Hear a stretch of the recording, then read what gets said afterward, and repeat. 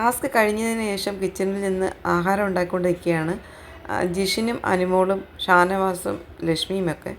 ലക്ഷ്മിക്ക് എന്തിനോടോ ഭയങ്കരമായ ദേഷ്യം.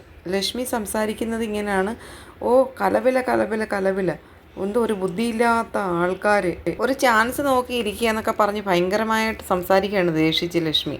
പിന്നെ എനിക്ക് ദേഷ്യം വരുന്നുണ്ട് നല്ല രീതിയിൽ. കുറേ ബുദ്ധിരാക്ഷസന്മാരാണല്ലോ ഇവിടെ ഉള്ളത്.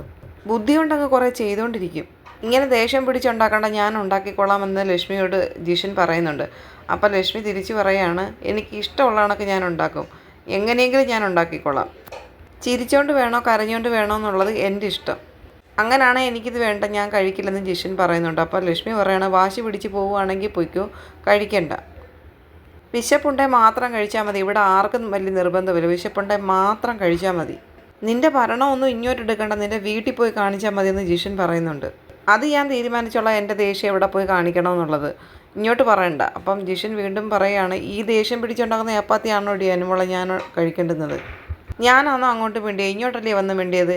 ഇങ്ങോട്ട് വന്ന് മിണ്ടണമെന്ന് യാതൊരു ആഗ്രഹവും എനിക്കില്ലെന്ന് ലക്ഷ്മി പറയുന്നുണ്ട്. ഭയങ്കര ദേഷ്യത്തിലാണ് ലക്ഷ്മി സംസാരിക്കുന്നത്. ഈ ഭരണമൊക്കെ നിൻ്റെ വീട്ടിൽ ഇവിടെ ഇറക്കണ്ട, ഇത് ബിഗ് ബോസ് ഹൗസാണ്. എൻ്റെ അടുത്തോട്ട് നിൻ്റെ ഭരണമൊന്നും ഇറക്കണ്ട. ഓ ഞാൻ ഉണ്ടാക്കിയ കഴിക്കത്തില്ലെന്ന്. പിന്നെ കുഞ്ഞുവാവ, ഇപ്പോൾ ഉണ്ടായ കുഞ്ഞുവാവ സ്പൂൺ എടുത്തുകൊണ്ട് വായിൽ വെച്ച് തരാമെന്ന് ലക്ഷ്മി കളിയാക്കിക്കൊണ്ട് പറയുന്നുണ്ട്. വായിലോട്ട് നീ വെച്ച് തരേണ്ട ആവശ്യമൊന്നുമില്ല, വായിലോട്ട് വെച്ച് കഴിക്കാൻ എനിക്കറിയാമെന്ന് ജിഷൻ പറയുന്നുണ്ട്. പട്ടിണി കെട്ടി കൊന്നോ എന്തൊക്കെയാണ് ഇവിടെ പറയുന്നത്? ആഹാരം ഉണ്ടാക്കി വെച്ചിട്ടുണ്ട്, വേണമെങ്കിൽ കഴിച്ചിട്ട് പോകണമെന്ന് ലക്ഷ്മി ജിഷിനോട് പറയുകയാണ്. ഉണ്ടാക്കി കഴിഞ്ഞെങ്കിൽ മാറിക്കോ, ഞങ്ങൾക്ക് ഭക്ഷണം ഉണ്ടാക്കണം, വിശന്നിട്ട് കൊല തിരിഞ്ഞെന്ന് ബിന്നി പറയുകയാണ്. അങ്ങനെയൊക്കെയാണ് നീയൊക്കെ ചെയ്തിട്ട് വന്നേക്കുന്നത്, നിൻ്റെയൊക്കെ വീട്ടിലുള്ളവർക്കും പട്ടിണി കിട്ടിയിട്ടാണ് നീയൊക്കെ വന്നേക്കുന്നതെന്ന് ജിഷൻ പറയുന്നുണ്ട്. ഗെയിം കളിക്കാൻ വന്നതാണെങ്കിൽ ഗെയിം കളിക്കണം, സ്നേഹത്തോടെ കുറേ വിളമ്പിത്തരാനായിട്ട് കുറേ ആൾക്കാരിവിടെ. ആഹാരമുള്ള അത്യാവശ്യം എന്നൊക്കെ ലക്ഷ്മി പറയുന്നുണ്ട്.